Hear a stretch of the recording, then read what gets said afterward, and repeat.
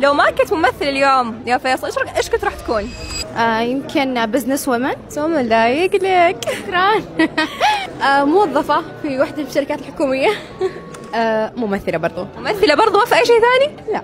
أركب سيكل وأدور، هذه المشكلة. مغنية ممكن. مغنية، صوتك حلو؟ يس.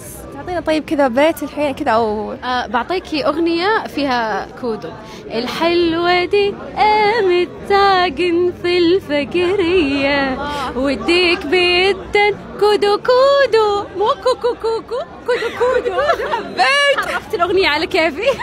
أنا ما أدري والله صراحة. ما تشوف نفسك أبدا غير في مجال غير التمثيل؟ يعني تشبعت الحين بموضوع التمثيل والإنتاج وكذا وهذا، فما أحس إنه حياتي كلها تمثيل. تمثيل يعني إنتاج وتجهيز وكذا. الحمد لله. ممثل يعني. ما تشوف نفسك أبدا في مجال غير التمثيل؟ لا صراحة. مدرسة. أحس لايق لك. لا لايق لك. لا ما شفته. مدرسة. طيب أكون على المثوى. لو ما كان ممثل بيكون ممثل والله، لأنه أنا أحب التمثيل ومتفرغ له تماما يعني ما تشوف نفسك أبدا بأي مجال ثاني؟ يلا محامي. أنا بصير كاتب. كاتب إيش بالضبط يعني؟ سيناريو. طيب وأنت؟